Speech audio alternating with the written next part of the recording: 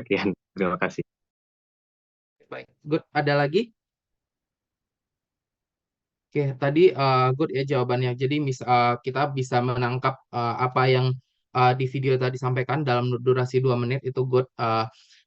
Sebetulnya saya nggak perlu lah ya menjelaskan apa itu cleaner production, theoretical gitu. Jadi kita udah bisa menangkap bahwa tujuan akhir pada akhirnya cleaner production atau produksi bersih itu adalah bagaimana kita melakukan manajemen limbah, kemudian bahan baku, energi, dan utility lainnya. Jadi bagaimana kita mengoptimalisasi resource yang kita punya. Tujuan akhirnya apa? Tujuan akhirnya tentunya kita berharap bahwa proses yang kita lakukan adalah proses yang sustainable, artinya yang berkelanjutan, yang tidak memakan banyak sumber daya alam, yang tidak mengeksploitasi sumber daya alam, kemudian tidak mengeksploitasi sumber energi, dan lain sebagainya. Dan pada akhirnya sebetulnya adalah uh, tujuan perusahaan, ya balik lagi karena perusahaan adalah mengejar profit, maka dia diharapkan melalui cleaner production ini kita bisa terkait dengan bagaimana mendapatkan revenue gitu kan, profit sebanyak-banyaknya. Kemudian tapi tidak boleh melupakan 2P lainnya, yaitu apa?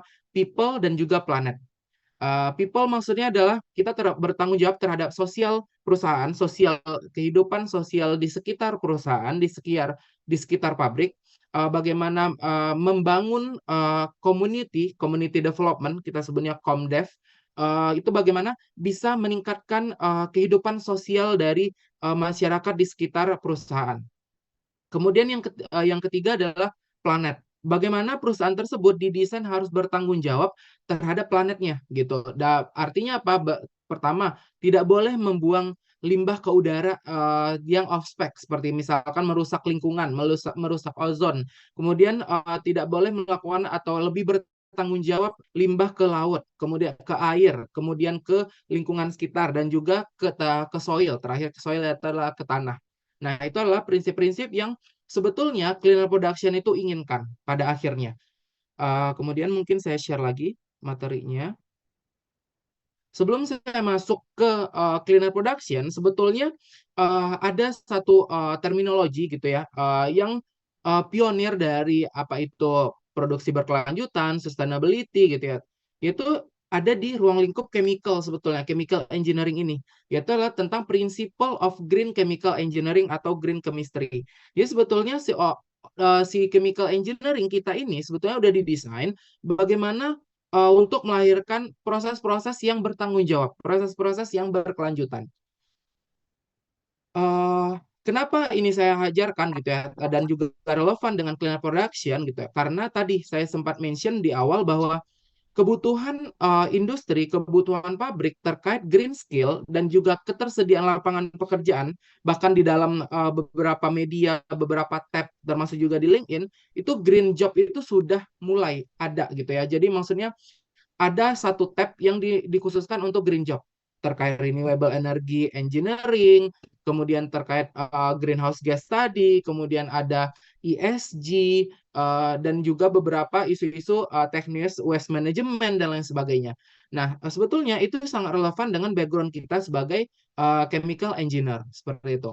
Apa saja skill yang diinginkan? Yang pertama adalah kita bisa mengkomunikasikan, melakukan sebetulnya pada akhirnya green job ini adalah bagaimana menciptakan problem solver, pemecahan masalah berbasis sustainability, berbasis keberlanjutan. Keberlanjutan apa tadi? 3P, profit, planet, dan people. Jadi bagaimana rekan-rekan mahasiswa melahirkan proses, menciptakan ide, itu mengarah kepada efisiensi yang berujung pada 3P tadi, profitability, menjaga people, dan juga menjaga planet. Jadi mungkin dan juga bagaimana leadership gitu ya. You use leadership skill to help business to create the condition for cleaner production, cleaner transportation, and so on. Jadi kita diharapkan lebih inovatif dan mampu menemukan, mengidentifikasi new opportunity untuk meng-create new strategies terkait green challenge, sustainability, dan lain sebagainya. Termasuk juga mempromosikan produk kita. Kalau rekan-rekan mahasiswa, mungkin saya sedikit share karena saya di sektor palm oil.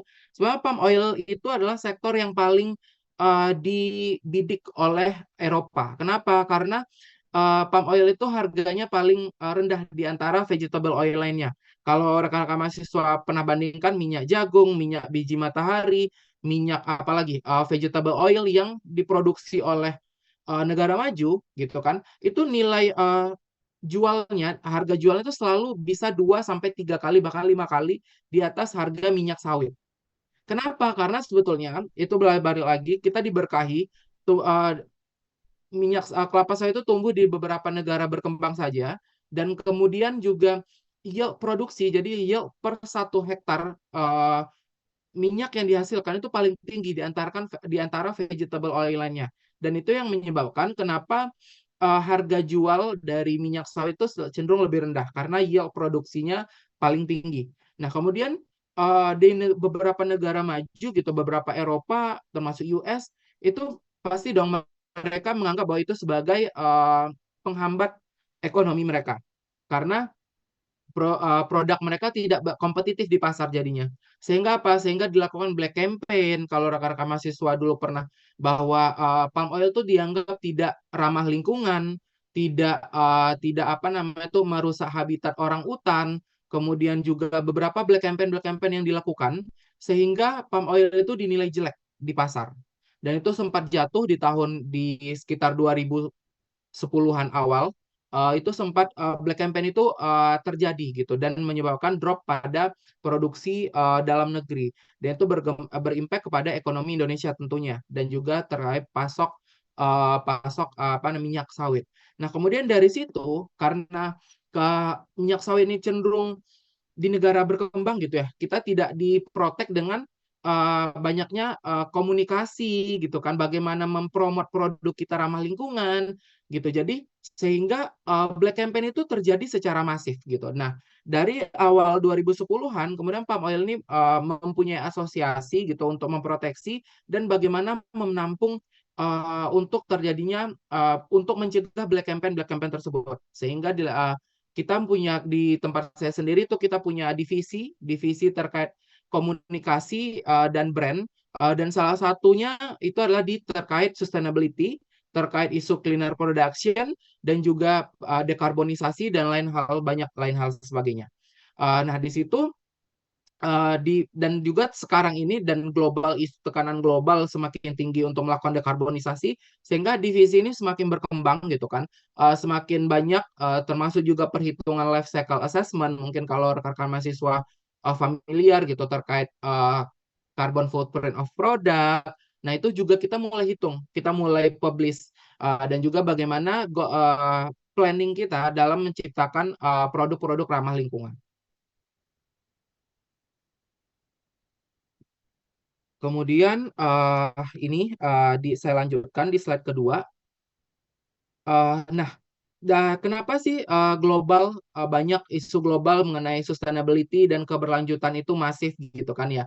Karena memang kita punya Sustainable Development Goals dan juga kita telah menandatangani Paris Agreement terkait kita berkomitmen untuk menurunkan emisi karbon kita untuk menjaga di tahun 2030 tidak lebih dari 1,5 kenaikan derajat Celcius uh, suhu permukaan bumi gitu. Kalau dulu saya masih ingat orang masih beberapa denial gitu ya terkait dengan isu-isu perubahan iklim gitu kan ya, isu-isu climate change. Tapi sekarang mungkin semua orang sudah memahami dan merasakan secara langsung siang hari itu panasnya bukan main gitu ya. Jadi kita telah dihadapkan dengan krisis iklim yang nyata gitu dan sehingga orang memiliki awareness yang tinggi, termasuk juga beberapa media publish menyebutkan bahwa generasi sekarang Gen Z sekarang itu lebih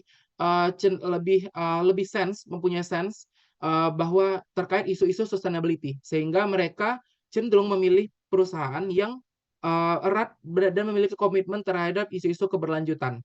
Sehingga juga kalau saya lihat di kantor kita di HR itu punya yang namanya sustainable terkait isu-isu green human resource. Itu adalah bagaimana mendapatkan talent-talent terkait sustainability gitu kan, terkait cleaner production, itu yang mengarah kepada prinsip-prinsip keberlanjutan. Sehingga di HR tersebut juga mendevelop satu divisi terkait bagaimana mendapatkan talent-talent yang good dalam isu-isu keberlanjutan seperti itu. Kemudian kita masuk nih, apa sih peran karena kita berada di chemical engineering gitu ya? Apa sih peran yang bisa kita lakukan gitu dengan background knowledge yang kita punya? Sebetulnya di Paul dan di John itu udah lama memperkenalkan di tahun 1998 mengenai green chemistry. Green chemistry ini adalah fokus on design. Jadi bagaimana rekan-rekan mahasiswa itu mendesain proses dan juga produk kimia yang ramah lingkungan. Jadi environmental friendly. Green chemistry ini merupakan tools tadi. Kita punya sustainability goals dan green chemistry ini mampu gitu ya bisa menyelesaikan bagaimana kita dapat menyelesaikan goals-goals yang kita sudah tetapkan tadi. The application of green chemistry ini relevan terhadap sosial, environmental, dan ekonomi. Kenapa? Karena nanti akan saya jelaskan di 12 prinsip green chemical engineering. Apa saja sih kalau saya balik ke slide sebelumnya, apa yang kita bisa berikan gitu ya, kontribusi kita? Tentunya kita bisa memberikan clean water and sanitation. Jadi teknik kimia itu erat kaitannya dengan utilisasi gitu kan, memproduksi air bersih, kemudian air reverse osmotic, kemudian air-air yang bahkan sudah speknya demin water dan diharapkan kemampuan itu bisa kita lahirkan bagaimana menciptakan clean water di daerah-daerah yang memiliki misalkan uh, total suspended solidnya tinggi atau misalkan total organic content tinggi itu bagaimana kita memberikan teknologi yang lebih adaptif terkait produksi air bersih. Kemudian juga apa? Kita bisa responsible consumption and production. Jadi kita bisa memberikan masukan bagaimana mengefisiensikan resource dan menekan consumption dari suatu proses production. Kemudian tentunya kita bisa berperan dalam climate action di SDG nomor 13 bahwa kita diharapkan bisa memberikan kontribusi nyata melalui clean energy development, kemudian juga decarbonization strategies, kemudian produksi salah satu terkait produksi biodiesel untuk substitute fossil fuel dan lain sebagainya. Itu sangat relevan dengan uh, ke background ilmu yang kita punya. Kemudian juga tadi green water itu juga akan berdampak ke sosial gitu kan ya. Kemudian juga climate change itu pastinya akan berkaitan dengan isu-isu governance, ya, artinya tata kelola yang baik dan lain sebagainya. Sehingga kita dapat mengcover item-item ESG tadi, environmental, social, and good governance. Kemudian tadi secara sederhana gitu ya, apa sih green chemistry itu adalah bagaimana kita bisa mendesain suatu proses ini, sorry, toolsnya menghambat layar saya. Bagaimana kita bisa tadi memilih raw material yang greenness. Artinya adalah non-toxic atau less toxic, kemudian sustainable feedstock. Artinya adalah kalau ada raw material yang lebih sustain, yang tidak dalam krisis, contohnya fossil fuel atau coal, batu bara itu kita tahu bahwa produksinya semakin menurun kapasitasnya. Artinya produksi untuk mendapatkan batu bara tersebut, feedstocknya. Artinya kita harus bisa mensubstitusi sumber energi lain yang lebih ramah lingkungan dan lebih sustain. Contohnya mungkin lahirlah nanti energi bahan bakar listrik, solar panel, dan lain sebagainya. Kalau kita bicara raw material yang sustainable, dulu kita memproduksi misalkan etanol dan metanol misalkan itu dengan raw material yang berbasis apa namanya fosil gitu ya, fosil base. Kemudian kita diharapkan sekarang udah beralih kepada misalkan ada sekam padi, kemudian ada minyak sawit, limbah di perkebunan sawit dan lain sebagainya seperti itu. Kemudian kita diharapkan untuk memilih yang greenness catalyst atau greenness solvent. Artinya non-toxic catalyst dan non-toxic solvent. Artinya bahwa kita menggunakan non-toxic, artinya sehingga di human itu cenderung lebih ramah terhadap human gitu ya, terhadap manusia. Karena tadi prinsip green chemistry tidak hanya mengcover environmental saja, tapi dia juga pengen melihat dari segi human. Sehingga ketika kita memilih proses-proses yang non-toksik, menggunakan non-toxic solvent, raw material, ataupun katalis, sehingga itu akan berpengaruh kepada risiko bahaya yang dihadapkan ketika bekerja. Kemudian juga green chemistry ini kita diharapkan juga memilih proses-proses, rute-rute proses yang greenness, yang lebih hijau. Dengan cara melihat, nanti akan saya perkenalkan, atom economic reaction. Jadi salah satu untuk memilih proses proses rute mekanisme rute produksi mana yang lebih ramah lingkungan. Biasanya kan kalau kita chemical engineering yang adalah apa namanya konversi yield sama selektivitas. Nah, di green chemistry ini diperkenalkan satu item, yaitu adalah namanya atom ekonomik. Nanti akan saya jelaskan apa itu atom ekonomik. Kemudian pada akhirnya diharapkan bahwa green chemical engineering ini apa? Mampu mereduce. Pertama, waste. Kedua, reduce raw material consumption. Kemudian reduce energy usage. Kemudian reduce risk and hazard. Kemudian reduce cost. Pada akhirnya ini yang diharapkan gitu kan, profit, people, dan juga planet. 3P. Kemudian saya lanjutkan. Mungkin sebelum saya lanjutkan ada pertanyaan dari rekan mahasiswa. Belum, Pak. Oke, ya. Ada pertanyaan? Belum, Pak. Oke, saya lanjut dulu ya. Kemudian kita masuk ke materi intinya. 12 prinsip green chemistry. Pertama adalah pre-waste. Sebetulnya yang diharapkan dari green chemical engineering adalah kita sudah mencegah limbah itu dihasilkan.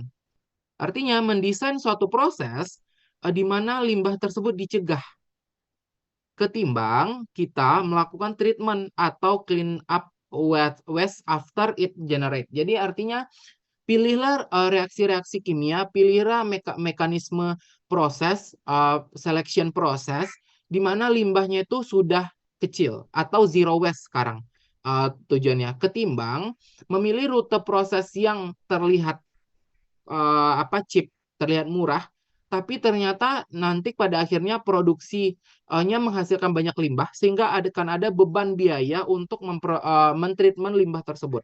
Nah, ini prinsip pertama dari Green Chemical Engineering, bahwa diharapkan kita mampu memilih proses di mana limbah tersebut sudah kecil dihasilkan. Kita lebih baik memilih rute seperti itu ketimbang harus mengolah limbah yang sudah cost, yang biayanya tidak murah. Sehingga ketika kita melihat whole dari life cycle proses, ternyata cost of waste ini menjadi satu item yang perlu di-consider. Sehingga itulah kenapa banyak perusahaan sekarang mulai aware ketika memilih proses produksi, memilih bahan baku, itu dilihat pada akhirnya nanti proses ini akan ramah lingkungan nggak? Akan menimbulkan biaya nggak di biaya pengolahan limbah nggak?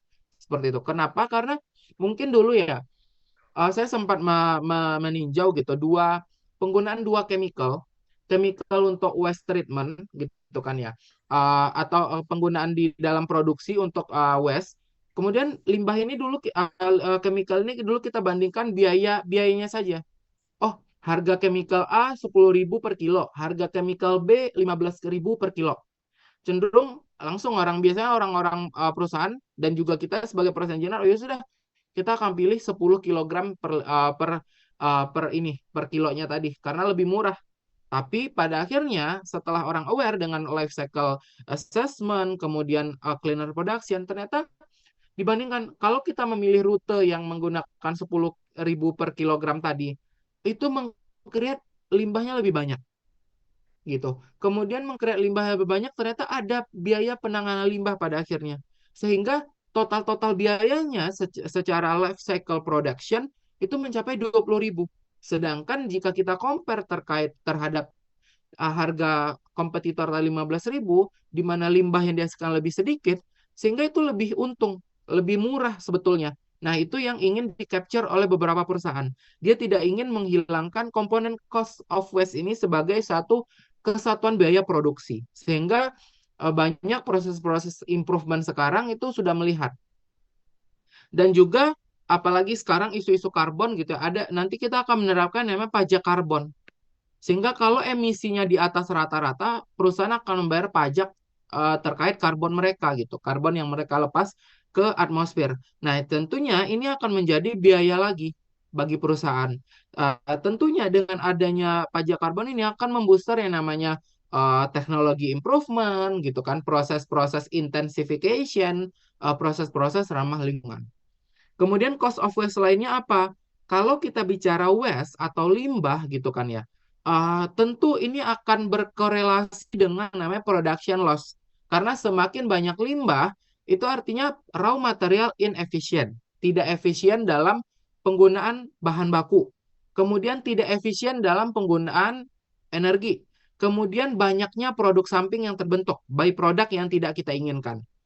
Kemudian dan juga ini selain itu cost of waste akan berkaitan dengan public relation. Kenapa? Karena tadi sempat saya mention bahwa akan ada hubungan kita dengan masyarakat sekitar pabrik. Juga dengan terkait tenaga kerja kita, skill-skill yang karyawan punya. Nah, itu kalau kita tidak bertanggung jawab terhadap limbah, maka nanti kita akan ada namanya, biasanya tuh kalau rekan-rekan mahasiswa lihat, dulu saya sempat kerja di Cilegon, itu ada beberapa perusahaan yang didemo oleh warganya karena melepaskan bau busuk dari mereka, bau amonia mungkin waktu itu. Nah, di situ kita melihat ternyata adanya demo, kemudian dari demo tersebut berlanjut, sehingga akan ada cost lagi untuk bisa meredam isu-isu karena itu mempengaruhi branding perusahaan. Sehingga relation adanya cost. Ini sangat penting. Nanti rekan-rekan mahasiswa ketika di pabrik, ini mungkin kalau lihat di kehidupan sehari-hari deh, ketika kita mampu mengelola setiap pengeluaran, setiap pemasukan, inventarisasi, kemudian melakukan bersih-bersih gitu kan di dalam kamar atau rumah, apartemen dan lain sebagainya, itu nanti akan mereduce waste kok pada akhirnya gitu kan. Dan itu juga berlaku pada perusahaan. Ketika perusahaan memiliki inventorisasi yang bagus, pergudangan yang baik, warehouse yang baik, inventarisasi keluar masuknya jelas, itu nanti akan mencegah yang namanya leak, bocor, kemudian akan mencegah yang namanya hilang, kemudian akan mencegah produksi waste berlebihan. Karena apa? Karena ada expired date di sana. Dulu saya sempat bekerja di salah satu perusahaan yang housekeepingnya itu nggak bagus. Sehingga ketika kita lakukan inventarisasi audit di gudang, itu ketemu banyak produk-produk yang sudah kadaluarsa yang tidak bisa dipakai lagi. Chemical untuk wastewater treatment, chemical dalam jumlah yang banyak. Sehingga apa? Itu akan menjadi langsung sebagai limbah B3.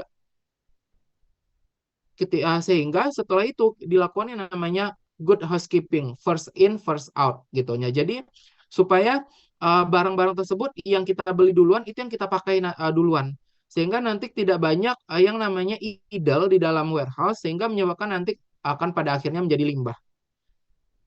Kemudian new technology, kita bisa retrofit, cleaner proses. Nah, ini yang kita bahas nantinya, cleaner production. Kemudian ada bisa jadi kita harus mengubah bahan baku kita untuk mencari yang lebih sustain, yang lebih rute proses produksinya meng-create lebih sedikit limbah ataupun produk change. Kalau bisa jadi gitu kan ya. Banyak beberapa perusahaan yang sudah mengubah produknya. Misalkan dulu produknya A. Produk ini dinilai tidak ramah lingkungan. Kemudian ya sudah proses produksi A ini sudah dihentikan seperti itu. Mungkin nanti akan contohnya itu adalah di plastik gitu kan ya. Beberapa perusahaan produsen plastik itu sudah mulai beralih atau mencampurkan dengan bioplastik ataupun dengan produknya sudah mulai berubah gitu ya. Jadi sudah harus melakukan isu-isu keberlanjutan yang lebih masif. Kemudian juga bisa juga dengan recycling. Kemudian saya post. Kemudian kita lanjut di slide selanjutnya. Tadi ada sudah satu bahwa kita memilih prevent waste, mencegah limbah dihasilkan. Itu prinsip pertama. Kemudian prinsip kedua adalah maximize atom economic. Atom economic ini apa gitu kan ya?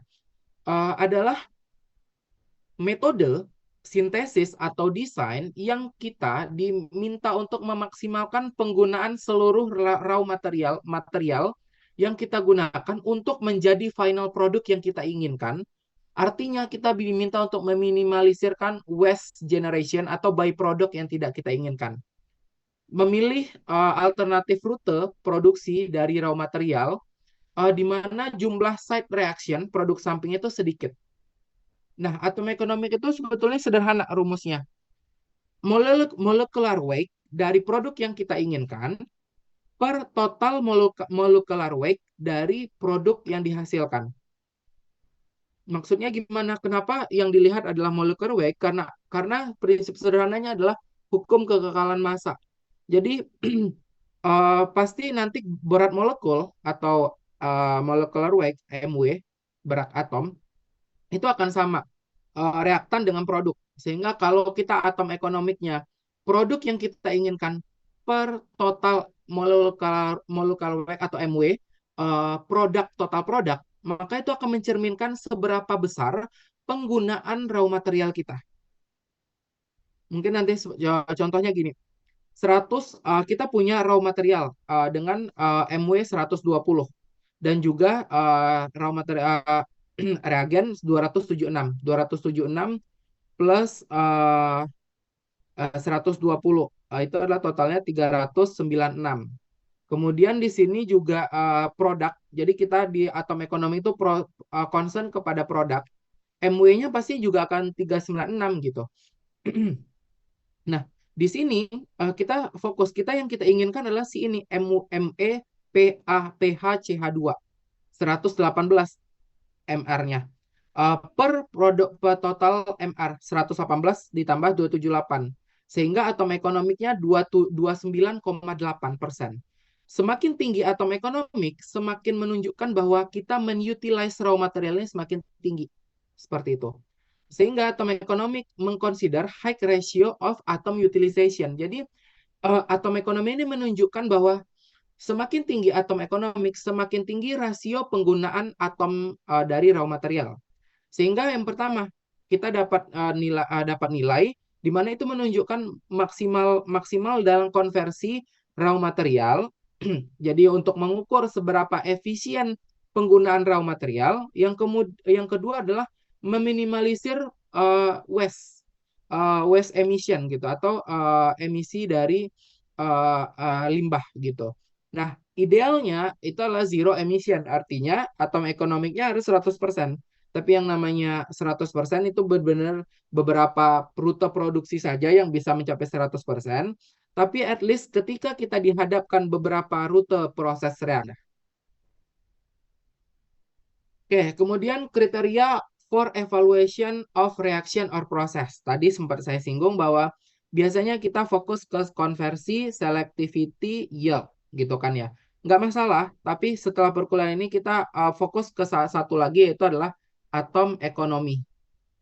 Nah, atom ekonomi biasanya diintroduce dengan E-factor, environmental factor, yang menunjukkan rasio kilogram by product per kilogram produk yang kita hasilkan.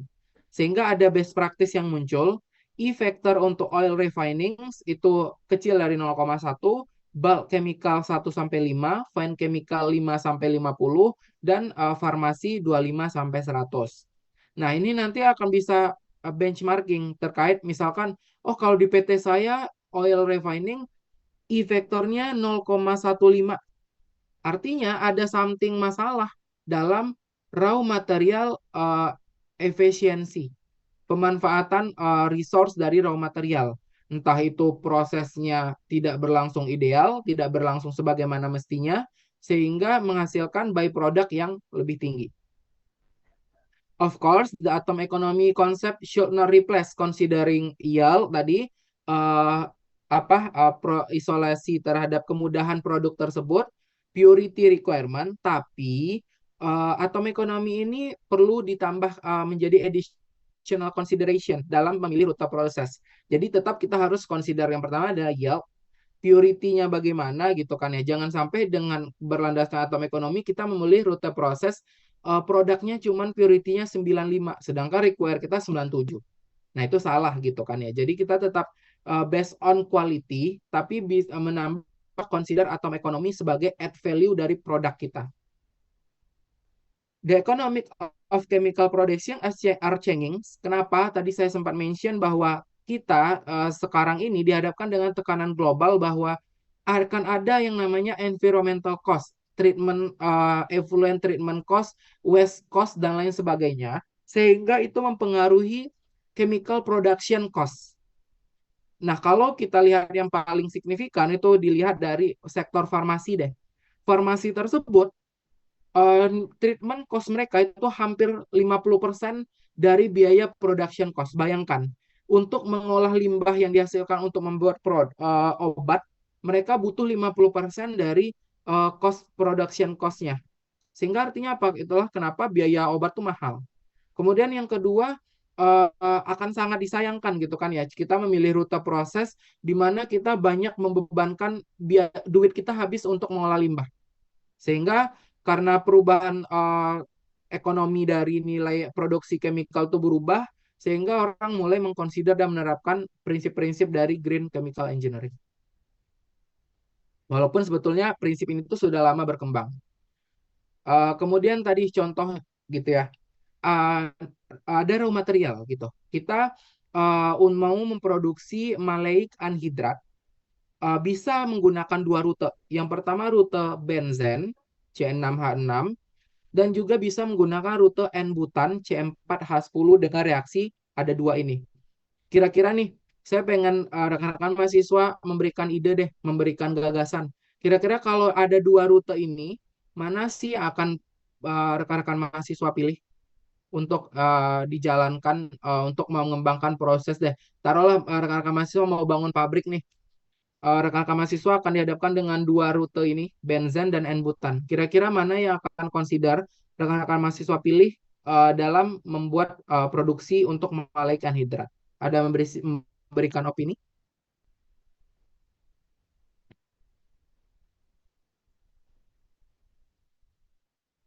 Silakan.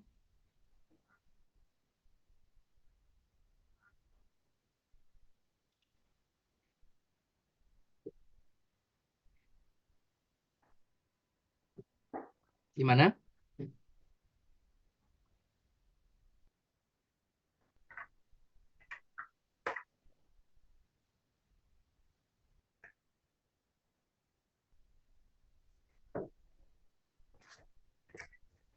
Ada yang bisa memberikan gagasan atau opini? Nggak ada yang salah benar. Jadi open aja mau jawab apapun. Eh, Silakan.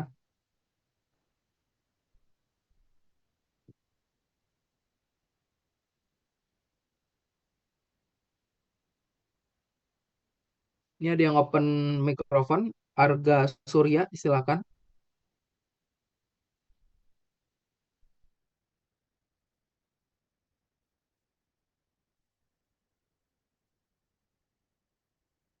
Atau rekan-rekan lain ada yang bisa memberikan opini. Ada dua reaksi C6H6 ditambah oksigen, sama-sama reaksi oksidasi atau reaksi dengan oksigen, itu menghasilkan C4H2O3 plus H2O plus 4CO2. Sedangkan rute N-butan ini C4H10 ditambah O2 itu menghasilkan C4H2O2 plus 4H2O. Kira-kira kalau dilihat dari sini nih, mana sih rute yang terbaik dalam memaksimalkan yield dan juga atom efisiensi?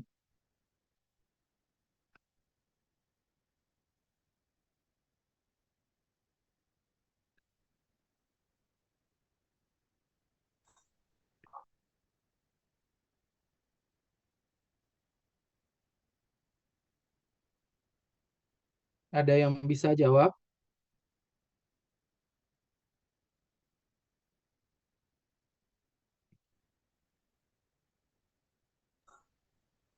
Kalau dilihat dari sekilasnya gitu ya, Pak, dari yang bawah sih Pak, yang dari N-butan, soalnya kan yang N-butan ini nggak memproduksi gas CO2 gitu, mungkin. Oke, ya, ya.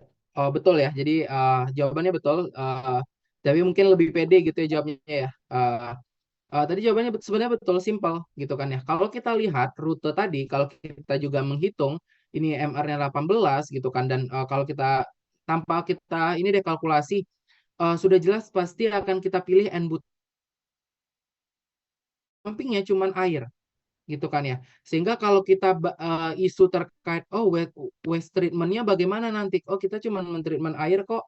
Kemudian kalau kita lihat di rute benzen, kita akan dihadapkan dengan bagaimana supaya CO2-nya kebuang ke lingkungan on spec atau tidak melebihi ambang batas. Dan juga nanti kalau ada isu-isu pajak karbon, ini akan menjadi consider dalam terkait waste treatment cost gitu kan ya, atau pollution treatment cost. Nah, ini juga kalau dilihat akan ada yield-nya akan bergeser nih untuk akan ada dari membentuk H2O dan akan membentuk CO2. Sedangkan kalau di sini dia even kalau dia tidak membentuk produk samping, ya sudah dia akan membentuk H2O dengan yield yang pasti akan lebih tinggi daripada rute benzen. Jadi jawabannya betul gitu ya.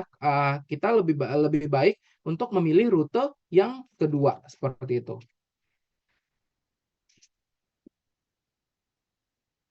Kemudian, sorry, kemudian kalau dilihat gitu kan ya, kenapa bisa seperti itu? Karena tadi kalau kita kaitkan dengan atom economic and butan, dari mungkin nanti bisa rekan-rekan mahasiswa cek berapa MR masing-masing produk ini dibandingkan karena rumusnya very simple, tapi sangat useful dalam membentuk mindset dan juga konsep bagaimana memilih rute reaksi. Nah, kalau kita lihat rute N-benzen 57,6, artinya utilize atom dari raw material kita sebesar 57,6% untuk memproduksi produk yang kita inginkan, dalam hal ini adalah maleic anhidrat.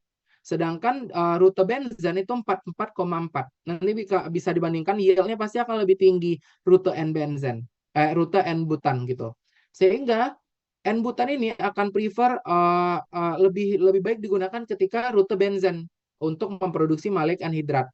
Choosing an atomic atom efficient raw material is the first step ketika kita membuat suatu proses yang ramah lingkungan.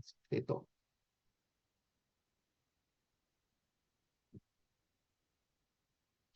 Kemudian kalau ada case-case lagi, kenapa sih case-nya banyak di reaksi-reaksi susah gitu kan ya? Sebetulnya ini adalah reaksi yang familiar di farmasi. Ini adalah pembentukan ibuprofen, mungkin rekan-rekan mahasiswa familiar dengan obat ini. Kenapa sih di farmasi contohnya paling banyak pemilihan atom ekonomik ini? Karena memang tadi treatment cost untuk di industri farmasi itu besar, sehingga mereka betul-betul memilih rute proses itu yang memberikan total cost yang paling rendah, termasuk juga waste treatment cost-nya, seperti itu. Sehingga atom economic ini memang paling pertama berkembang di industri farmasi. Kalau kita lihat ada dua reaksi, gitu kan ya. Ada dengan traditional route dan juga ada dengan BHC route, yang ini adalah advanced technology. Nah, kalau kita lihat raw materialnya, pertama, pembandingan dari BHC itu menghasilkan atom ekonomik yang sebesar 77,4%, dibandingkan rute tradisional sebesar 40%. Artinya utilize dari raw material mereka untuk meng-create ibuprofen paling tinggi di BHC, seperti itu. Dan juga kalau kita lihat penggunaan katalis itu jauh lebih bersifat non toksik atau lebih ramah lingkungan ketimbang kita menggunakan reaksi-reaksi tradisional. Sehingga dan juga bisa di reuse dari katalis-katalis tersebut. Sehingga ini menghasilkan yang lebih sustain dalam pemilihan proses produksi seperti itu. Kalau kita lihat ini contohnya bagaimana menghitung, sebetulnya kita lihat hanya di produknya saja.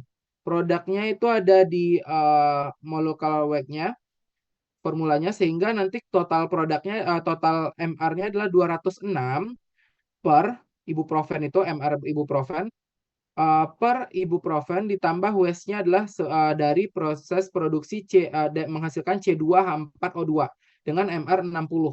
Jadi berapa atom ekonomiknya? 206 per 206 ditambah 60, dapatnya 77,4. Nah, bagaimana kalau kita menggunakan rute tradisional? Rute tradisional, ibuprofen tetap sama, MR-nya 206, per 206 plus produk sampingnya adalah C7H4NO8CiNa sebesar MR 308,5. Atom ekonominya 40%. Artinya waste-nya juga banyak akan dihasilkan dan yield-nya pasti akan lebih rendah. Seperti itu. Kemudian yang ketiga, kita diminta untuk tadi yang pertama, kalau kita rangkum lagi, prevent waste itu prinsip pertama Green Chemical Engineering, bahwa kita diminta untuk mendesain waste yang sudah zero waste atau less waste dalam jumlah yang kecil ketimbang kita harus mengolah limbah tersebut. Kemudian yang kedua adalah maximize ekonomi. Kita memilih additional selection kriteria, yaitu dengan memilih atom ekonomi yang lebih tinggi, maximize, itu kan ya. Lebih banyak isu-isu. Kalau kita menggunakan toksik, pasti entah itu kebocoran, proses-proses, dan itu akan mempengaruhi human health. Seperti itu. Sehingga Green Chemical Engineering, design less hazardous chemical synthesis. Kemudian yang keempat, design for safer chemical. Artinya apa? Artinya bahwa kita memilih tadi kontaminan-kontaminan menghasilkan produk-produk dengan kontaminan yang no toxic atau less toxic ke human dan environmental. Kemudian yang kelima adalah use safer solvent and auxiliaries. Artinya kita menggunakan bahan-bahan penolong seperti solvent, separating agent, itu kalau nggak diperlukan atau misalkan bisa disubstitusi, maka kita perlu mensubstitusi solvent tersebut dengan yang lebih ramah lingkungan. Dan kalau sekarang kita lihat ada namanya supercritical CO2 SCCO dan ionic liquid ini merupakan non-toxic solvent dan juga eco-friendly untuk substitute beberapa traditional solvent yang sering kita gunakan. Kemudian yang keenam, nah ini juga sangat engineering, kuliah neraca massa, kemudian termodinamika gitu kan ya. Kenapa? Karena di nomor 6, prinsip ke-6 dari Green Chemical Engineering atau Green Chemistry adalah Design for Energy Efficiency. Artinya adalah kita diminta untuk mendesain di mana higher dari energi efisiensinya itu tinggi, sehingga konsumsi net consumption of energy untuk bahan bakar is minimized, sangat dikurangi gitu ya. Dan impact terhadap penggunaan energi ke environmental itu dapat direduce. Kenapa? Kalau kita lihat isu-isu karbon sekarang, emisi sekarang, polusi gitu kan ya. Itu banyak dimunculkan dari pembakaran bahan bakar, yaitu dari mobil berupa misalkan, kemudian juga furnace, kemudian kalau mobile itu bisa truk, kemudian ada forklift, transportasi public transport lainnya gitu. Nah, kalau kita lihat gitu ya, mungkin rekan-rekan mahasiswa sudah belajar di neraca panas, ternyata heat yang kita masukkan dalam proses itu nggak semuanya bisa kita use gitu kan ya. Ada leak, ada namanya losses yang harus kita consider. Nah, tugasnya rekan-rekan mahasiswa itulah untuk meminimize losses yang keluar dari sistem boundaries rekan-rekan mahasiswa di equipment gitu. Contohnya di furnace, kita punya heat supply. Nah, di sini heat supply tersebut gross fuel heat input. Let's say di sini 6 juta, 6,9 kilojoule per jam. Berapa yang digunakan untuk heat to load, untuk memproses, untuk mereaksikan, untuk konversi dan lain sebagainya. Ternyata di sini gross tadi hilang bersama flue gas losses sebesar 1 juta gitu kan ya, 1.100.000. Kenapa sih flue gas losses ini bisa terjadi? Kalau rekan-rekan mahasiswa masih ingat di perkuliahan tentang neraca panas, ada yang namanya oxygen excess, oxygen theoretical gitu kan ya. Nah, oxygen excess tersebut sebetulnya digunakan untuk supaya reaksi tersebut berjalan sempurna gitu kan ya, oksigen excess, supaya tidak terjadi kekurangan oksigen terjadi ketika pembakaran. Karena kalau kekurangan oksigen yang terbentuk adalah CO. CO justru toxic to human gitu kan ya. Tapi kalau kita kelebihan, sebetulnya oksigen excess itu adalah oksigen yang mampu untuk dalam batch pembakaran, tapi kalau di atas oksigen excess, artinya super kelebihan, itu oksigen tersebut bersama nitrogen akan membawa panas pembakaran tadi keluar ke cerobong. Sehingga yang namanya flue gas losses ini akan kebentuk. Seperti itu. Sehingga makanya kita di chemical engineer menghitung berapa sih oksigen excess yang diperlukan untuk pembakaran. Supaya tidak menghasilkan atau tidak mengeluarkan, tidak menjadi, supaya untuk mengefisiensikan penggunaan panas dan tidak menjadi losses, flue gas losses. Kemudian di mana lagi losses akan terbentuk? Karena kita ada wall atau tembok atau dari equipment, pasti di situ ada materialnya entah itu metal, plastik, dan pasti akan ada namanya wall losses. Tapi memang jumlahnya tidak besar, tidak sebesar flue gas losses. Nah, itu juga perlu dikonsider pemilihan material yang konduktor, semikonduktor, ataupun isolator itu penting. Nilai K itu penting dalam mendesain suatu rancangan suatu equipment. Kenapa? Karena itu akan berkaitan erat dengan losses. Kemudian juga ada opening losses. Jadi opening losses ini adalah beberapa furnace itu akan dilengkapi dengan peephole atau lubang intip untuk melihat api pembakaran. Tapi sometimes kita buka tapi lupa menutup, itu akan menyebabkan yang namanya opening losses. Kalau ini bisa kita tekan yaitu dengan SOP yang baik dan lain sebagainya. Kemudian ada water cooling losses dan lain sebagainya. Sehingga berapa yang bisa kita pakai itu sebetulnya menjadi 50 turun gitu kan ya. Di sini 0 ini maksudnya adalah kita bertujuan untuk lossesnya itu adalah 0. Setelah kita kurangin 1 juta plus 2 juta ada atmosphere loss. Itu kira-kira available heat kita di 5.800.000 seperti itu. Inilah yang bisa kita gunakan untuk heat heat to process. Nah, di sini inilah rekan-rekan mahasiswa bagaimana menekan flue gas losses, wall losses, opening losses, other losses, dan beberapa losses lainnya seperti itu.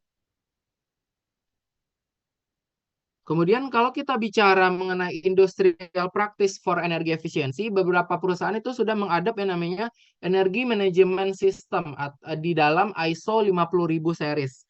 Jadi ada namanya standar ISO, International Standard Organization, itu ISO 50000 mengenai tentang requirement for energy management system, ISO 50000.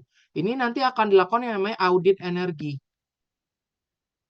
Jadi kita akan mengundang third party auditor untuk mengaudit sistem kita bagaimana, sistem manajemen, sistem pengelolaan energi, dan pemanfaatan konservasi energi, penggunaan energi, losses reduction, dan lain sebagainya. Itu akan diaudit oleh pihak eksternal. Seperti itu. Jadi kalau rekan-rekan mahasiswa interest dengan energi manajemen sistem, silahkan dipelajari in-depth tentang ISO 50000. Gitu kan.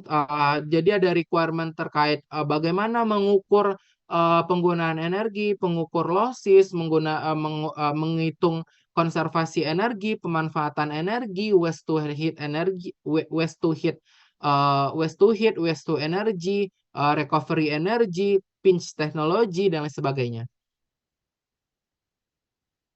Mungkin saya akan lebih banyak ke praktisnya, gitu kan ya. Saya contohkan dulu saya pernah menghandle EDC cracking furnace. Di sini kita punya yang namanya EDC cracking. EDC cracking itu adalah untuk mengubah ethylene dichloride. Sorry. EDC.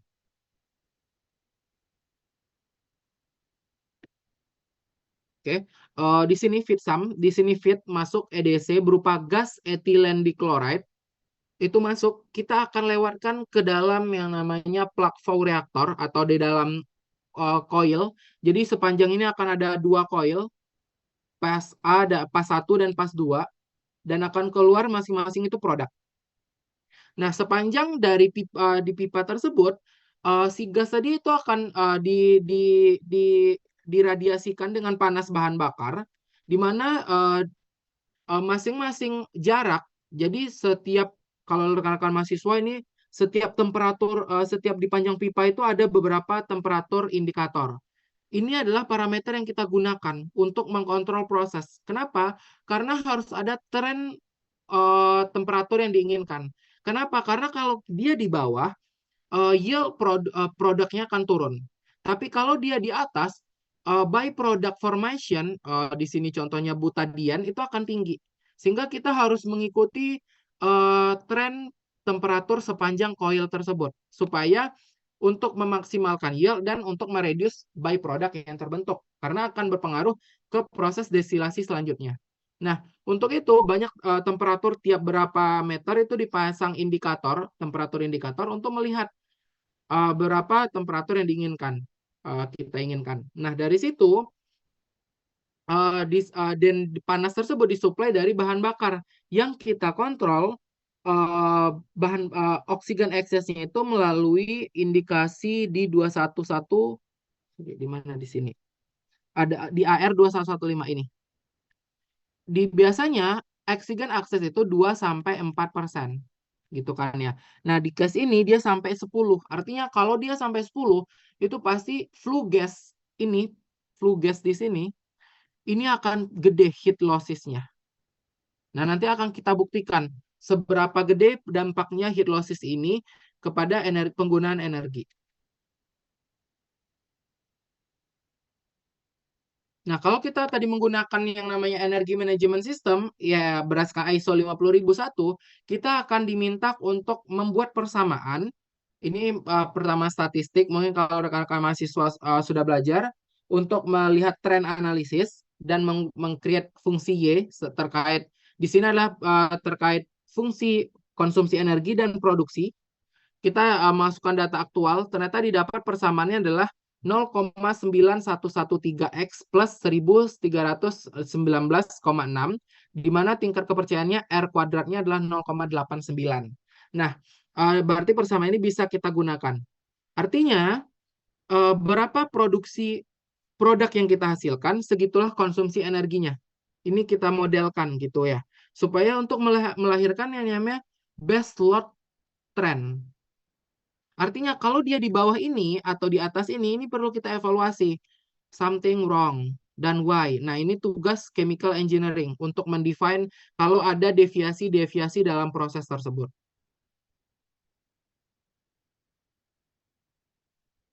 Nah, kemudian kalau kita lakukan yang namanya SEC, jadi ada namanya potensi reduksi. Kalau kita menggunakan EDC raw materialnya sebesar red flow-nya 46 ton per jam dengan 1 tahun produksi, sehingga EDC yang masuk itu adalah 366, dan kita dengan energi tadi, penggunaan energi per kilogram raw material tadi, gitu ya, SEC-nya 22,8, kita bisa tahu berapa sih potensial energi savingnya. Seperti itu. Karena kita sudah tahu base load-nya tadi harusnya di tren berapa. Sehingga kalau di sini kita ada potensi penggunaan energi sebesar 8 juta kilokalori per tahun. Atau sebesar 33.230 MMBTU per tahun. Kalau kita konversikan ke harga natural gas sebesar $6, maka kita bisa saving sebesar 3 miliar per tahun. Nah, disinilah sebetulnya skill-skill yang dibutuhkan untuk cleaner production, energi utilize, itu diperlukan dari seorang chemical engineer. Nah, kalau kita lihat tadi, tren oksigen tersebut di atas nyampe dari 6 sampai 8, sedangkan data desain oksigennya hanya di 1,68%, ini sehingga akan melahirkan tadi proses-prosesnya tidak, heat lossesnya tinggi dan penggunaan energinya menjadi tidak efisien seperti itu. Sehingga apa rekomendasi yang bisa kita berikan? Yang pertama adalah kita harus cek gas composition dan nilai heating value dari natural gas yang kita gunakan untuk mengcracking EDC di furnace. Kenapa? Karena kalau bisa jadi bahan bakar yang dikirimkan ke kita itu impurities-nya tinggi, sehingga kalau heating value-nya tersebut, calor value-nya tersebut rendah, sehingga kita membutuhkan mass dan volume yang lebih tinggi untuk mengenerate temperatur yang kita inginkan. Kemudian yang kedua, kita re-evaluate potential point of air entry yang menyebabkan air itu akses. Kenapa sih tadi bisa kelebihan panas? Apakah peep hole lubang intipnya kita lupa tutup sehingga udara masuk ke dalam furnace atau seperti apa? Kemudian yang ketiga adalah kita perlu cek heat transfer dari zona radiasi di coil tersebut. Apakah terdapat deposit karbon karena kita cracking hidrokarbon, sehingga kalau EDC tersebut kita cracking di dalam coil, itu sebetulnya akan mengenerate yang namanya kayak grafit, kayak pensil gitu loh warna hitam. Dia akan menempel di sini, di sepanjang coil. Nah, di sini kalau dia semakin banyak menempel di coil, maka heat transfer dari heat transfer atau perpindahan panas dari coil dari bahan bakar ke di sini adalah EDC proses itu semakin rendah, sehingga energi yang kita supply akan semakin tinggi. Seperti itu. Nah, ini kan kita cek, itulah kenapa kalau yang berbasis cracking furnace di dalam petrochemical dia punya lifetime dari furnace mereka kira-kira 1 tahun sampai 6 sampai 12 bulan. Sehingga di dalam periode ini harus dilakukan yang namanya cleaning atau decoking, penghilangan coke atau karbon-karbon deposit di dalam coil seperti itu. Nah, tugasnya rekan-rekan mahasiswa lah ini untuk memaintain ini. Gimana yang darinya dulunya 6 bulan, lifetime dari furnace-nya bisa mencapai 12 bulan seperti itu. Karena dulu saya sempat juga develop ini. Dulu kita tiap 6 bulan melakukan yang namanya decoking, pembersihan karbon deposit di dalam furnace. Tiap 6 bulan tuh pabrik dimatikan, shutdown. Sehingga itu mempengaruhi proses produksi dan juga produksi capability kita untuk ke customer. Sehingga kita desain proses yang lebih penggunaan energi yang lebih efisien.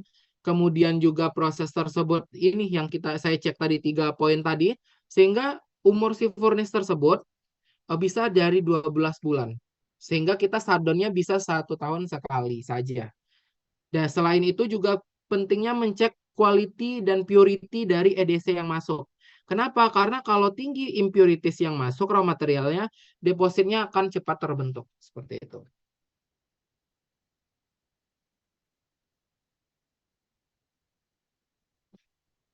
Sejauh ini ada pertanyaan dari rekan-rekan mahasiswa sebelum saya lanjut ke prinsip ketujuh dari Green Chemistry atau Green Chemical Engineering. Silahkan. Pertanyaan apapun terkait chemical engineering, silahkan kalau memang ada yang perlu ditanyakan sebelum saya lanjut ke topik selanjutnya.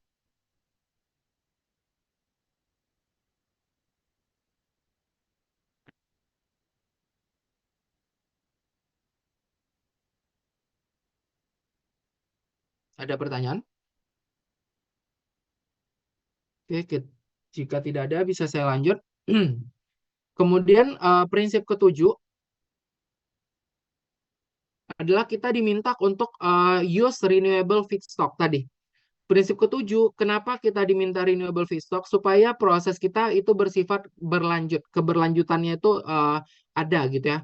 Dan kita tidak menggunakan feedstock yang jumlahnya terbatas, sehingga itu mempengaruhi kapabilitas dari proses produksi kita.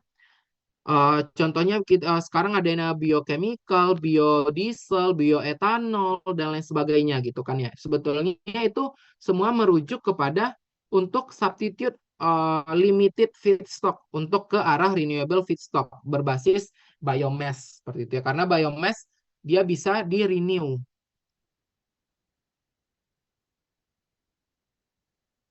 Kemudian yang ketujuh, yang kedelapan, kursor ini. Masih ketujuh. Two main argument for reduce our dependency, ketergantungan kita kepada fosil gitu kan ya. Pertama adalah bahwa conserve value supply of fossil. Jadi untuk future generation. Jadi ini yang merupakan core principle dari sustainability. Bahwa apa itu artinya sustainability? Keberlanjutan. Bahwa keberlanjutan itu artinya adalah untuk memenuhi kebutuhan sekarang, kita tidak mengorbankan kebutuhan di masa mendatang. Artinya untuk memenuhi kebutuhan kita sekarang, kita tidak menghabiskan persediaan di masa yang akan datang. Sehingga generasi selanjutnya itu nggak kebagian. Itu berarti tidak sustainability, tidak berlanjut, tidak keberlanjutan. Nah, kalau kita masih mengeksploitasi fosil, sehingga masih untuk future generation itu pasti tidak akan tercapai. Kemudian yang kedua, to reduce global emission of greenhouse gas. Nah, ini isu yang paling hangat dan paling top talent dicari oleh perusahaan kalau dia punya insight terkait dari proses serangkaian proses produksi bagaimana mereduce emisi karbon mereka atau greenhouse gas mereka untuk menuju karbon netral. Karena kita di 2060 kita ingin net zero emission untuk Indonesia. Dan di 2030 kita mereduce 32% dari total greenhouse gas atau total karbon. Sehingga itu yang banyak perusahaan harus mengikuti regulasi dan kesepakatan tersebut sehingga banyak perusahaan melakukan dekarbonisasi dan efisiensi sekarang ini. Kemudian yang kedelapan adalah reduce or avoid the use of chemical derivative. Artinya apa? Artinya kita diminta untuk unnecessary derivative. Contohnya untuk blocking group, protection, deprotection, modifikasi chemical process. Kalau dirasa tidak perlu dilakukan menggunakan proteksi layer, chemical gitu kan, blocking group, atau bisa disubstitusi dengan penggunaan katalis dan lain sebagainya, maka kita meminimalisir atau menjauhi possibility dari penggunaan additional reagen, energy use, dan generate waste pada akhirnya. Kemudian yang kesembilan adalah use catalyst in place of stoichiometry reagen. Artinya apa? Menggunakan katalis untuk stoichiometry. Jadi kita lebih baik menggunakan katalis ketimbang mereaksikan reagen. Kenapa? Karena katalis itu bisa di-recovery.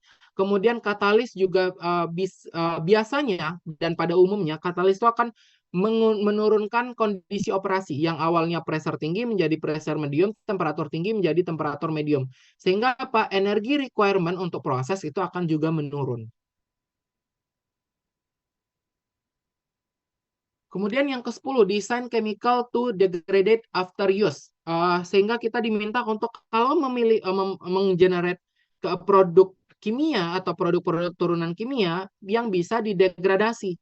Contohnya, biopolimer seperti polilaktik asid atau PLA dan PHA digunakan untuk mensubstitusi chemical plastik gitu kan, sehingga dia lebih excellent dalam degradasinya ketimbang plastik murni seperti itu, sehingga kita sudah diminta untuk melakukan ini. Dan inilah prinsip ke-10 dari Green Chemical Engineering. Kemudian yang ke-11 adalah real-time analysis for pollution prevention. Artinya kita ingin diminta untuk mendesain proses instrumentasi real-time monitoring dan kontrol. Sehingga apa?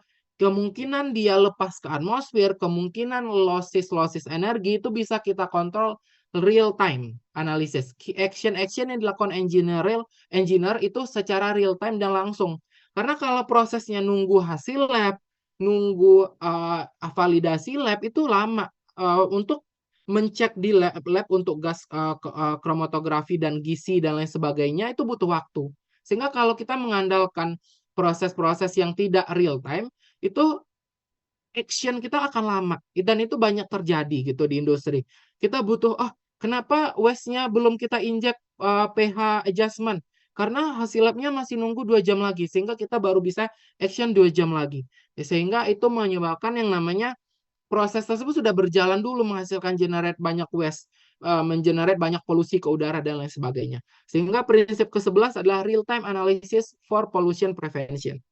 Yang terakhir adalah 12, inherently safer chemistry for accidents prevention. Artinya adalah kita diminta untuk menggunakan chemical process yang meminimalisir potensial accident dari chemical itu. Release kah, explosion kah, menyebabkan menyala api kah. Kita diminta untuk meminimalisir chemical tersebut, penggunaan chemical tersebut.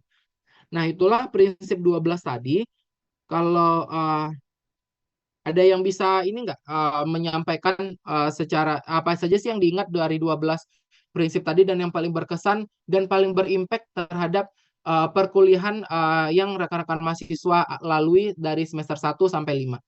Ada yang bisa sharing? Universitas di Indonesia itu belum populer atau ekonomi, jadi bukan itulah kenapa saya ikut praktisi mengajar ini supaya rekan-rekan mahasiswa dapat nih insight baru terkait ada loh tools-tools yang sederhana yang bisa kita gunakan selain yield, konversi, dan selectivity, tapi itu mengarah ke kebutuhan sekarang yaitu terkait isu-isu cleaner production, sustainability, seperti itu. Itu good sharing ya. Berarti ini udah jalan nih biodieselnya Iya Pak, kalau untuk untuk saya tugas akhirnya. udah alhamdulillah udah selesai sih Pak untuk tugas akhirnya. Cuma gara-gara tahu ini, kalau dari awal tahu ada maksudnya cara penentuan kayak gini kan lebih mudah gitu Pak untuk menentukan kayak Hmm. reaksi mana sih yang sebenarnya lebih cepat gitu selain melalui kinetika reaksi sama termodinamika gitu Pak. Oke, good. Tapi nggak masalah. Berarti mungkin karena udah selesai, tapi bisa jadi additional insight gitu ya. Jadi tambahan dalam kita mengevaluasi dan juga kan mungkin ke tugas akhir itu bukan akhir, tapi kan nanti rekan-rekan mahasiswa akan kerja dan lain sebagainya. Sehingga harapan saya ilmu ini bisa diimplementasikan seperti itu. Ada lagi yang ingin sharing?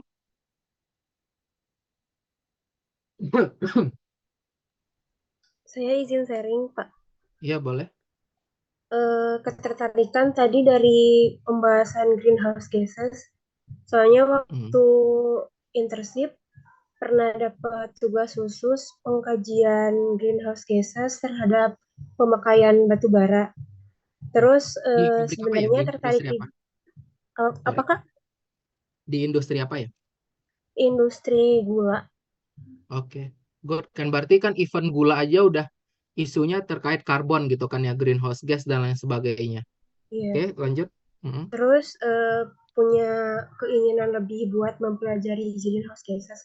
Tapi kadang bingung langkah awalnya tuh yang dipelajari apa dulu gitu. Hmm, Tapi tadi sebetulnya, disebutin ya, uh-uh. Gimana lanjut dulu deh.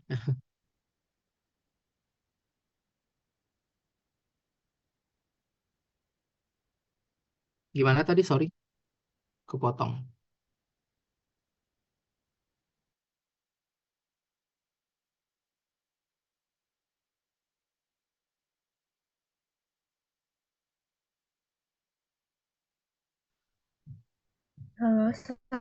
saya masuk.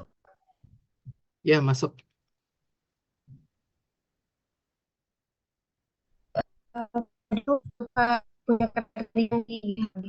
Tapi bingung langkah awal mempelajarinya sama industri apa yang emang kan semua industri punya target GHG itu. Nah, kalau saya mau pelajari GHG itu, apa gitu kalau belajar itu? Oke. Mungkin saya sih sebagai yang sering juga yang ngasih-ngasih training terkait GHG di beberapa industri dan juga termasuk kementerian. Sebetulnya yang pertama kali harus dipelajari itu nanti mungkin bisa baca ya. Itu terkait namanya di searching aja di Google terkait GSG protokol, Greenhouse Gas Protocol. Nah, itu adalah standar yang diadop uh, oleh dunia bisnis dan juga hampir semua industri lah ya, mengadop dan mengarah perhitungannya itu ke dalam Greenhouse Gas Protocol.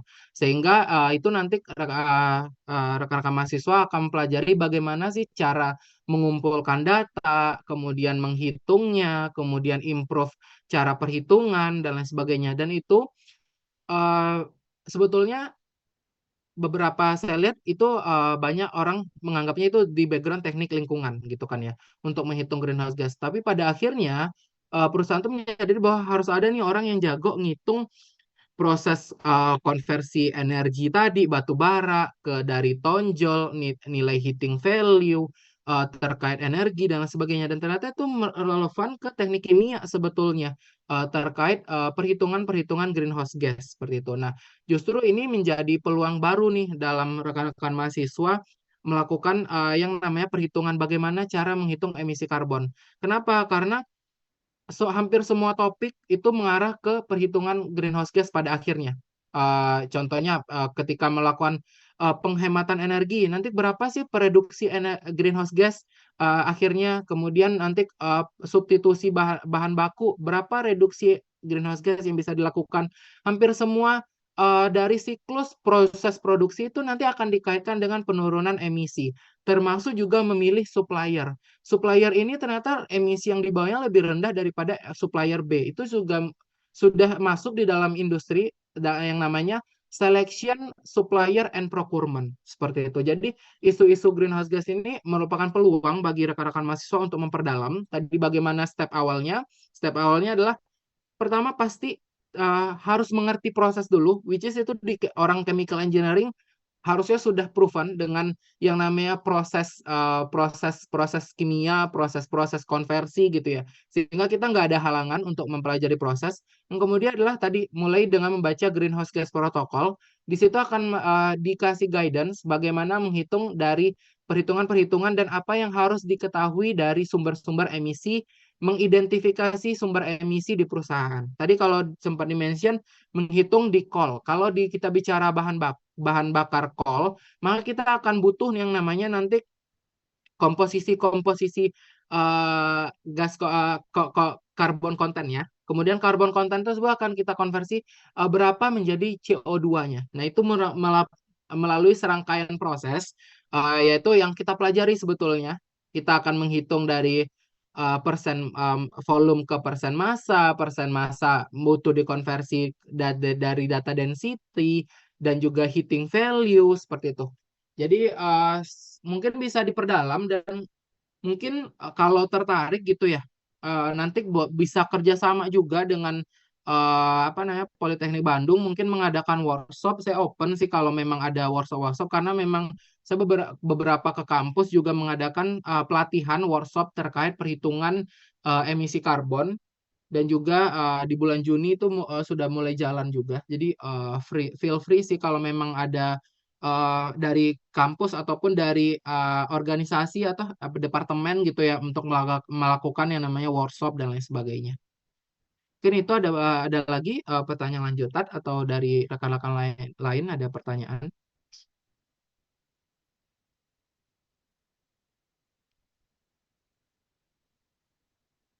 Oke, mungkin jika tidak ada, saya bisa lanjutkan ke proses practically-nya kali ya. Ini kalau lebih banyak teori ya.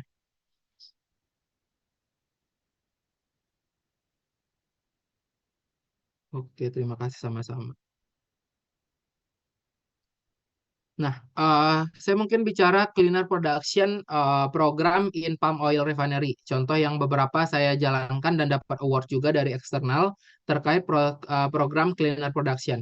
Mungkin tadi tahapannya tetap sama. Ketika kita ingin melakukan improvement, ingin menghitung GHG dan lain sebagainya, kita harus tahu pertama kali apa?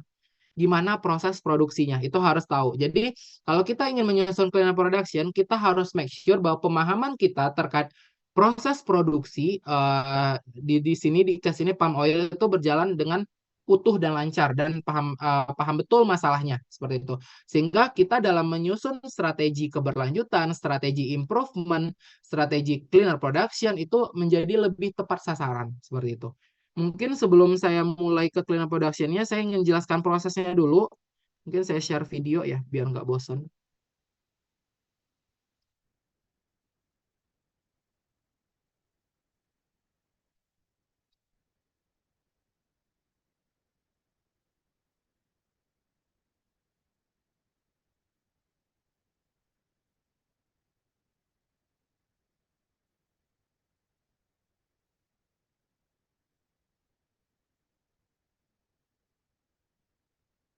But there are many steps udah masuk needed ya? before we get the Kelihatan golden ya palm videonya? oil you see at the supermarket. Sudah terlihat ya rekan-rekan mahasiswa? One of the main steps in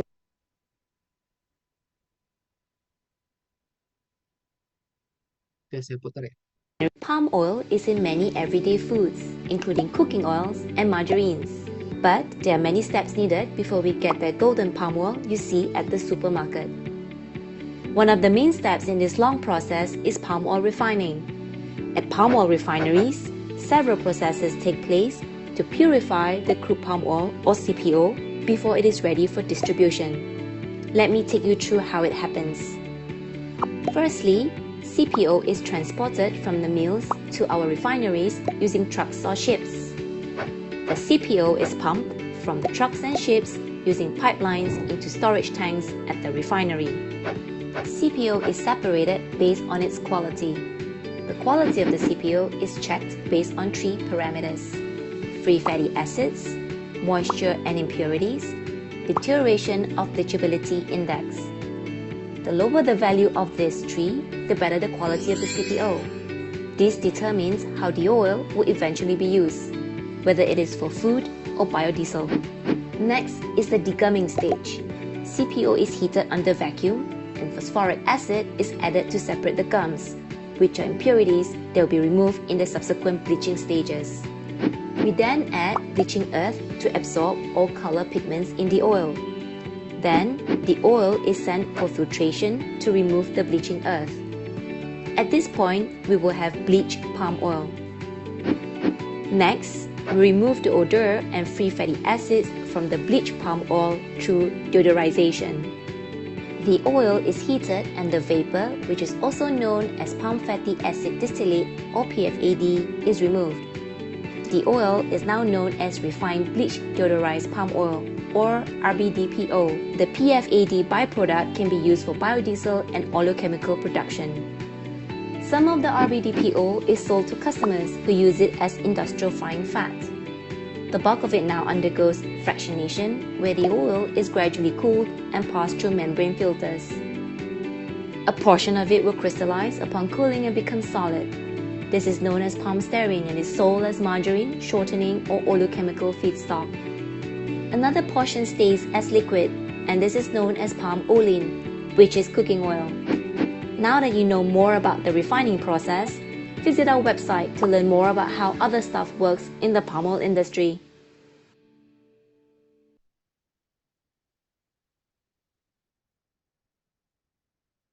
Oke, ada yang bisa ngasih ini penjelasan dikit apa sih yang ditangkap tadi? Kira-kira gimana proses pembentukan dari CPO menjadi cooking oil? Boleh Pak. Ya boleh.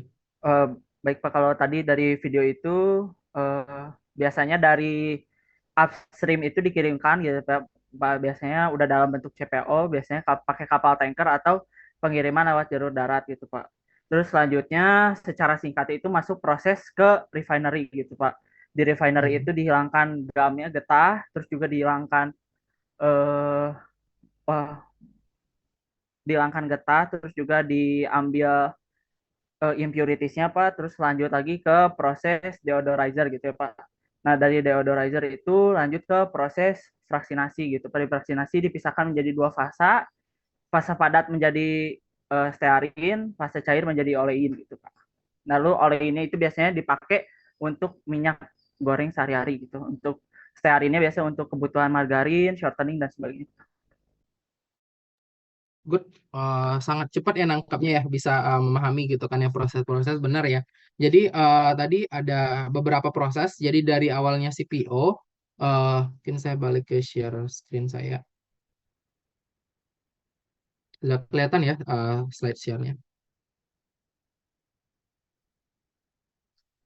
Oke, jadi kalau kita rangkum prosesnya, mungkin ini secara sederhana, FFB gitu ya, tandan kelapa sawit, buah kelapa sawit, itu akan masuk ke mill process. Jadi di upstream kita nyebutnya itu menghasilkan yang nanti minyak CPO atau minyak kernel. Jadi di biji sawit gitu ya, itu akan ada dua, bagian mesokarp dan juga bagian untuk jadi kernelnya. Jadi ada kernel. eh, Dia pertama akan menjadi CPO dan yang kedua yang kernelnya akan menjadi CPKO namanya, crude palm kernel oil. Kemudian nanti akan menjadi turunan produk sampai ke oleochemical berupa untuk animal feed, biocide, kemudian coating dan lain sebagainya. Kemudian ini contohnya gitu ya di FFB mungkin secara sederhana kita butuh fertilizer. Kalau kita bicara tadi greenhouse gas, di mana sih sumber emisi di greenhouse gas di dalam proses perkebunan? Yang pertama adalah pengalihgunaan lahan. Jadi yang lahan dulunya adalah tanaman lain diganti menjadi plantation berupa sawit, itu akan melepaskan emisi karbon yang sudah timbun di dalam soil sehingga akan keluar dalam greenhouse. Itu sumber pertama yang kita sebut dengan land use and land use change. Jadi penggunaan lahan, perubahan lahan itu akan menghasilkan emisi. Yang kemudian yang kedua fertilizer. Kenapa fertilizer itu atau pupuk itu akan mendekompos menjadi nitrit menjadi N2O. N2O itu adalah greenhouse gas. Jadi penggunaan fertilizer itu harus ditekan untuk perilisan greenhouse gas ke atmosfer gitu kan kalau kita bicara GHG. Kemudian dari sini secara proses nanti akan menghasilkan yang namanya ada limbah berupa pome. Pome tersebut dulunya orang tidak ingin mengetreatment, tapi sekarang karena isu karbon, pome tersebut dijadikan methane capture dan juga biogas seperti itu. Jadi biogas yang bisa mengenerate listrik untuk kebutuhan internal dan dikirimkan keluar ataupun biogas untuk sumber pembakaran di boiler. Jadi banyak gitu ya. Jadi sehingga di mill tersebut di proses perkebunan itu sudah bisa dikatakan sudah bisa mencapai zero waste. Kenapa? Karena mulai dari ranting pohon sampai ke limbah-limbah itu sudah bisa dibakar di boiler, sudah bisa diutilize sebagai biomass untuk kebutuhan bahan bakar. Sehingga nggak ada lagi yang menjadi waste. Dan itu adalah salah satu goals-nya kita untuk mencapai zero waste.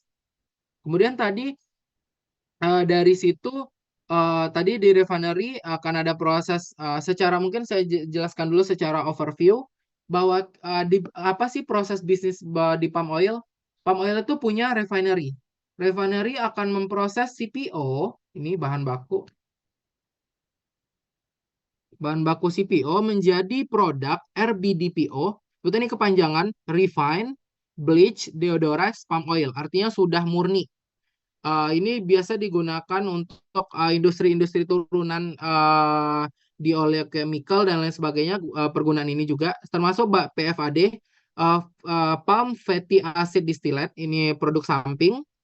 Kemudian dari RBDPO ini ada yang dilanjutkan ke fraksionasi, ada yang RBDPO bisa menjadi raw material untuk biodiesel. Kemudian ada juga RBDPO yang digunakan untuk ke margarin dan shortening raw material. Jadi ada banyak kegunaan RBDPO ini.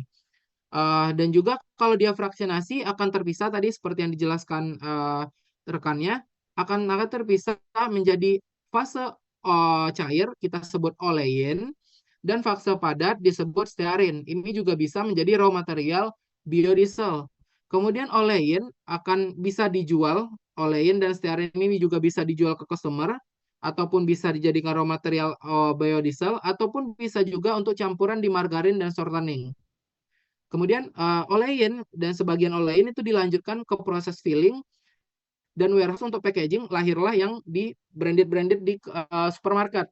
Ada Vilma gitu contohnya, minyak goreng dan lain sebagainya. Kemudian dari sini lanjut ke margarin shortening. Margarin shortening ini untuk memproduksi ya margarin, shortening itu apa ya nyebutnya? Margarin putih gitu kali ya. Karena dia tidak ada rasanya. Kalau margarin kan sedikit asin karena emang ditambahkan garam. Tapi kalau margarin putih itu nggak ada.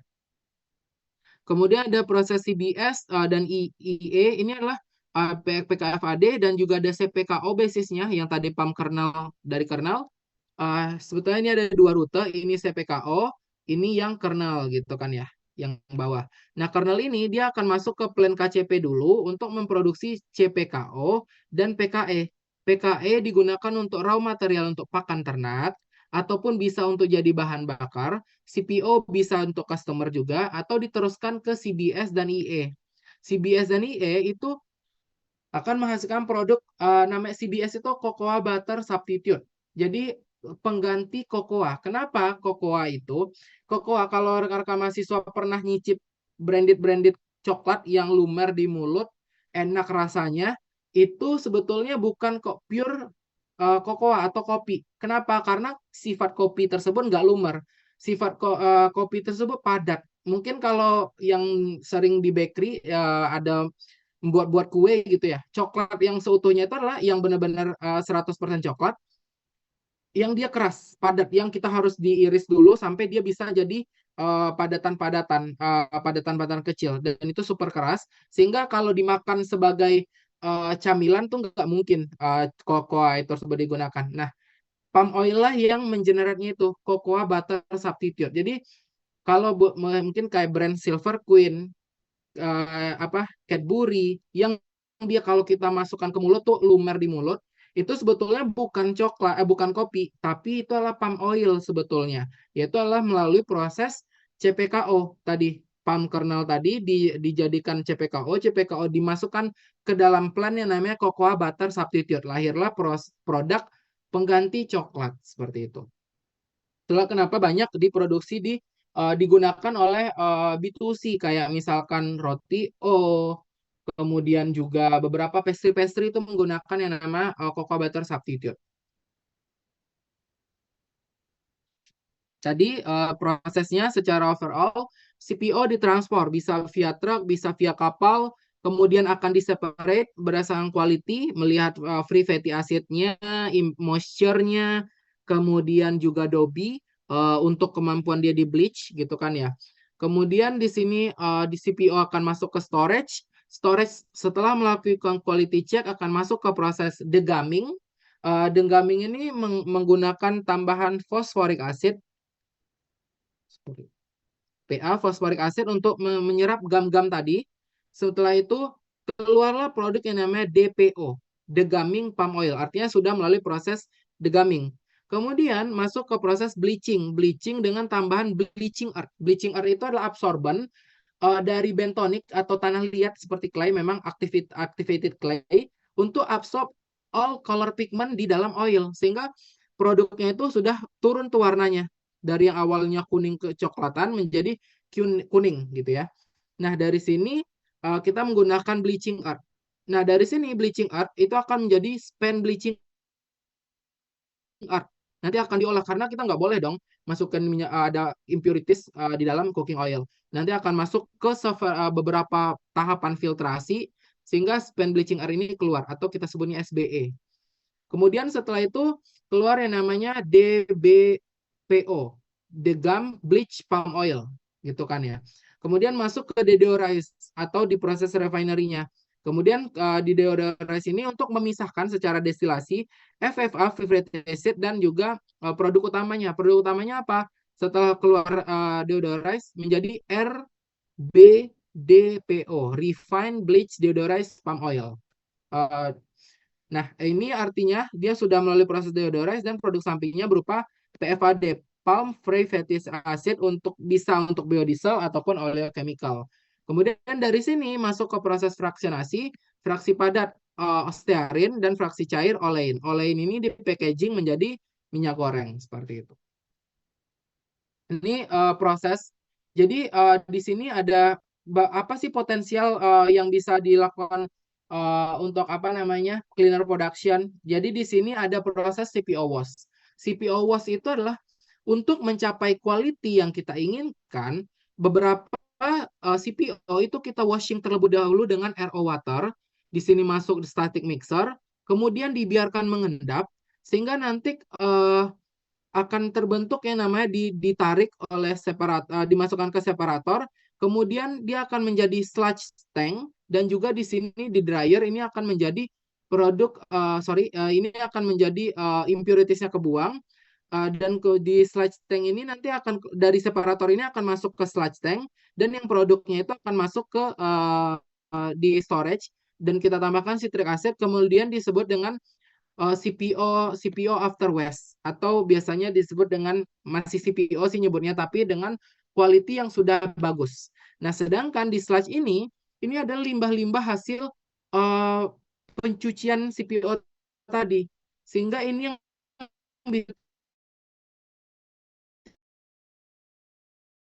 ini nanti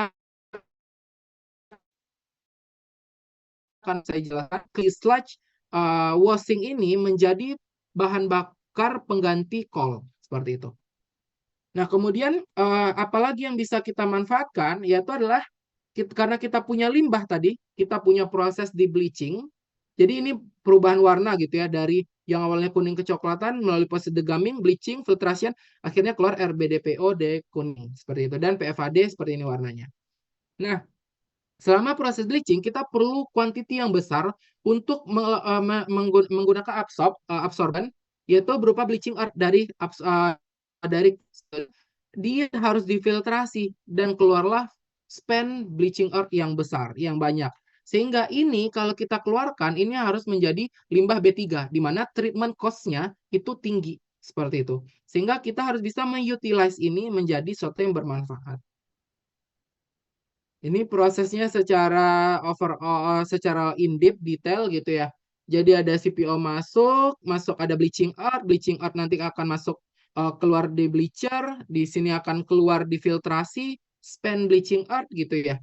Produk utamanya akan keluar di sini, masuk ke deodorizing section. Ini CPO, DBO, perbandingan warnanya. Kemudian masuk deodorizing, seperti destilasi, PFAD akan keluar di sini, produk utama akan keluar di section sini. Dan akan dikontakkan secara cross section untuk mengutilize panasnya untuk memasukkan raw material. Ini perbandingan produk utamanya, CPO, BPO, RBDPO, dan PFAD. Nah, saya mungkin ini ada, sebelum saya masuk ke materi, sekaligus kita break, rekan-rekan mahasiswa saya minta untuk mencari insight mengenai apa sih yang bisa dilakukan dengan spent bleaching earth tadi, limbah dari proses bleaching, itu bisa dijadikan apa saja. Saya kasih waktu sambil istirahat juga 15 menit untuk explore internet. Nanti satu orang atau beberapa orang, 2 atau 3, itu menyampaikan hasil temuannya. Kira-kira spent bleaching earth ini kita bisa olah menjadi proses apa saja. Seperti itu.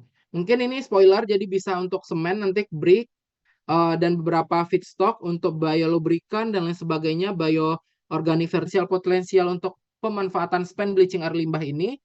Saya beri waktu 15 menit atau sampai 20 menit sekaligus untuk istirahat atau break dulu ya. Mungkin apakah ada pertanyaan terkait tugas atau materi sebelumnya? Saya juga dapat info bahwa SB itu digunakan sebagai campuran untuk bahan bakar pada clinker gitu Pak, karena kalau full coal itu cukup tinggi, jadi dibantu ditambahin sama alternatif fuelnya, salah satunya ada SBE gitu Pak di dalamnya. Oke, berarti ini pemanfaatannya yang ditemukan berarti sebelumnya magang di mana ya, kalau boleh tahu? Kalau kemarin itu magang di Bimoli Pak, di PT Di Salim Info Infomas, apa? Infomas Infomas Pak, ya. Di Surabaya apa di mana? di Tanjung Priuk Pak. Oh, ya, berarti ini kan ya. Oh ya, Tanjung Priok itu Jatim kan ya, Jawa Timur ya, benar ya nggak ya? Benar ya? Eh, Jakut Pak, Jakut, Jakarta Oh, Utara. Jakut, sorry. Di Jakut itu ada ini. Saya pikir di Priok, di apa di Perak. Oh, di Jakut ada ini ya, ada Infomas ya. Ada Pak, ada plannya.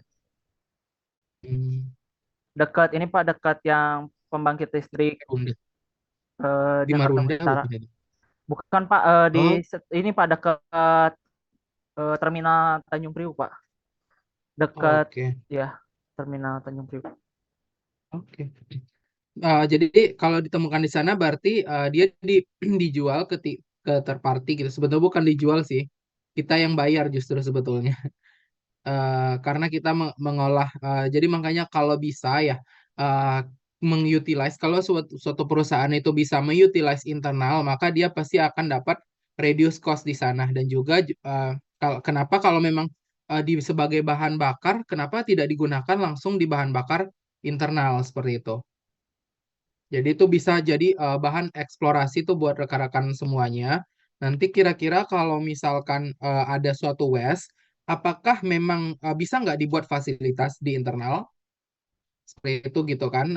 Kalau memang bisa, apa saja yang dibutuhkan, sehingga untuk apa sih nanti ke depannya si waste ini digunakan untuk internal. Tapi kalau memang tidak bisa dijual diolah ke pihak ketiga, maka make sure bahwa pihak ketiga tersebut mengolahnya itu dengan keberlanjutan, dengan prinsip-prinsip keberlanjutan, artinya sebagai recycling kah atau substitute raw material yang